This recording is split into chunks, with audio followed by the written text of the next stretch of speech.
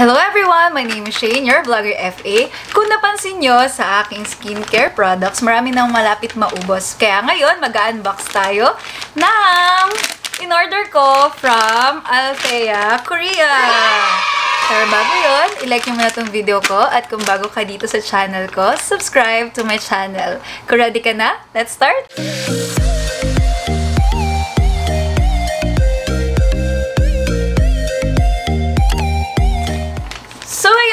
Marami nang malapit maubos dun sa skincare products ko. Salamat sa mga positive reviews, maraming positive na mga reactions regarding sa mga skincare products ko. Parang 70% sa mga ginagamit ko is galing talaga sa Althea. Ano ba yung Althea Korea? Mga Korean products siya. Lahat-lahat ng mga Korean brands nandoon. Tapos, online siya. Then, pag naka 1,000 pesos ka, free shipping siya dito. So, hindi to bayad. This is not paid advertisement, something. Pero, dahil sobrang love ko yung Althea Korea, sa kanila talaga ako nag-order. Yung iba kasi binibili ko sa Korea talaga mismo. Pero, alam nyo ba, isa sa mga na-realize ko na mas mura sa Althea Korea. Kaya ngayon, i-unbox natin yung mga pinamili ko. Ayan. Ang tsura niya, ganito. Tapos, nakalagay talaga siya sa box. Tapos, meron talaga siyang mga chu-chu-chu. Pero siyang mga, alam mo na, yung napapop. So, ito siya. Tadaan! Para ka lang bumili ng cellphone. Iisa-isahin natin. Dito na tayo sa pinakamaliit hanggang sa pinakamalaki. Tadaan! Ayan. Ako na gumagawa ng sariling sound effects. Ayan. Tadaan! It's skin na serum. Ayan. Kung yung ginagamit ko ngayon is yung WH Effector. Ngayon naman is yung VE Effector.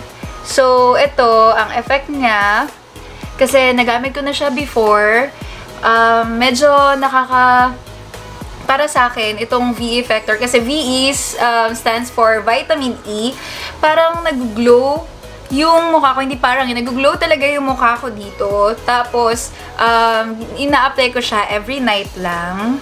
Pagkatapos, syempre, ng toner. So, tip, yung sanay kasi ako ngayon sa mga skincare ko na kapag hindi ko siya pinapalagi-lagi, hindi ko binibili kong VE Effector lang ako forever. Kasi, yung nangyayari sa mukha ko, para siyang, nasasanay, tapos parang wala na siyang effect. So, dapat, itatry mo din yung iba, tapos balik ka ulit doon sa nakasanayan mo.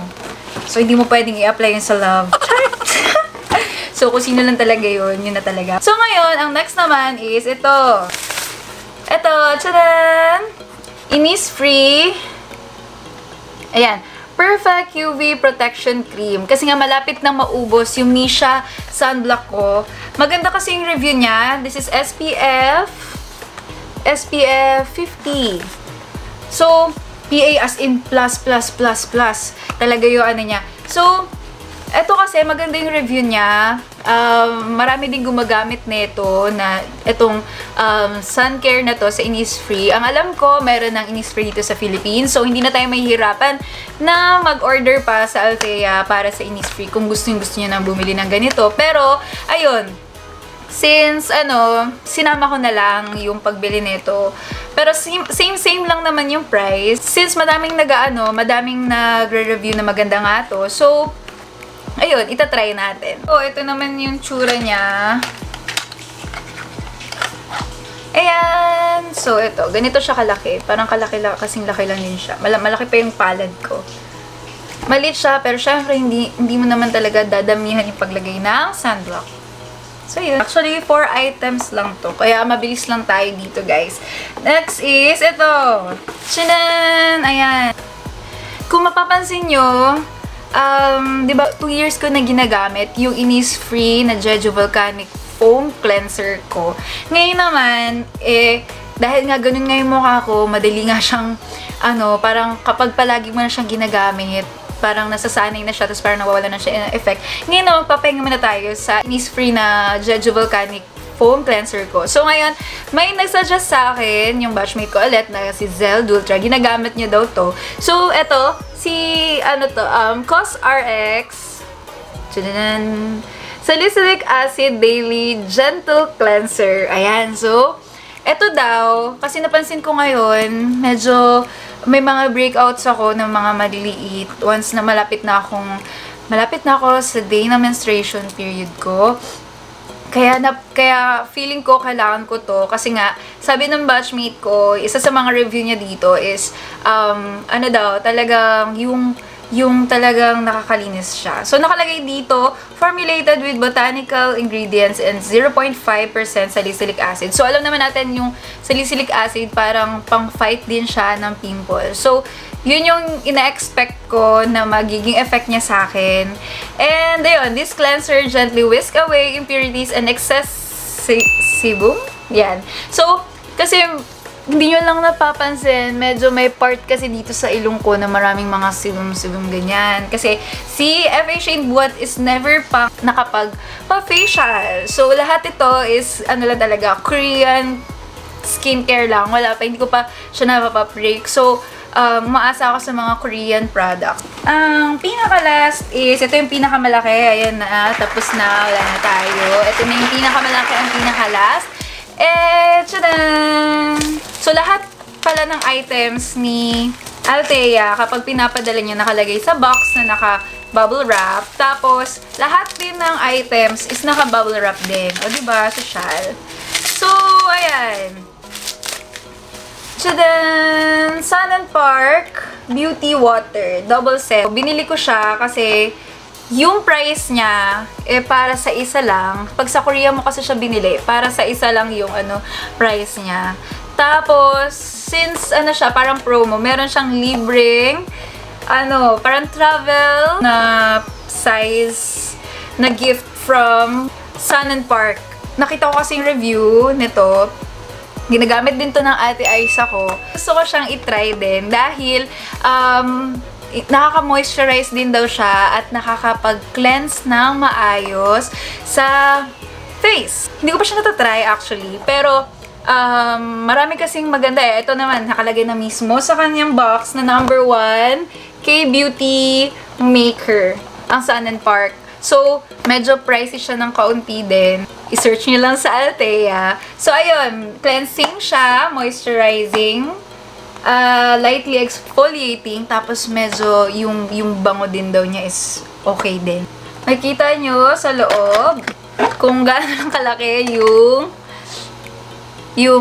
ito talaga siya. Ito yung libre niya. Malaking bagay na din para sa sa pag-layover ko kasi kailangan namin ng maliit na lalagyan. And isang malaking malagyan. So, ito yung talaga yung binayaran mo.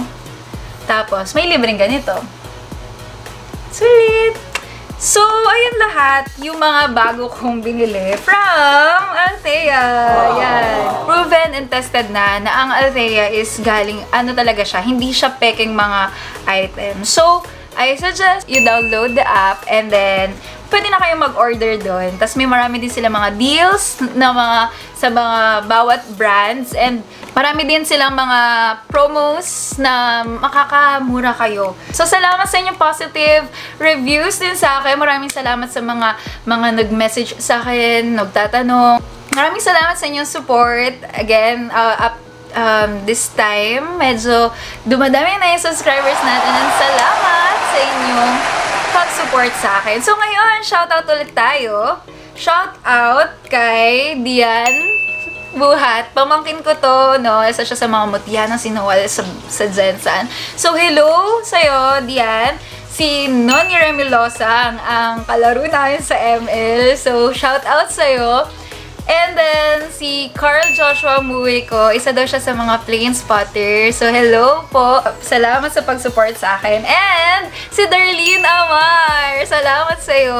Nagpapa-shoutout pa siya, pero maraming salamat sa'yo. Ito yung proud na proud talaga ako dito. Siya yung video editor ko. Kung napapanood nyo to, guys, sobrang pasalamat talaga ako dito sa video editor ko nito. And makita nyo naman na napaka-talented niya. Nagagawa nyo na maayos at napakaganda yung mga videos ko. Kaya naman, sa akin lang siya. Joke! Masyado naman yun, no? Pero kung gusto niyo siyang i-rent, ganyan, just message me or her. We have our social media accounts below sa description box. Let's go to 1K subs, and one of these days, one of my vlogs, magkakaroon tayo ng paraffle! Yay! So, abangan nyo lang muna yung paraffle ko na to. So, maraming salamat sa inyong pag-support sa akin. So, don't forget to like and subscribe and share this video. So, hanggang dito na lang. Bye-bye!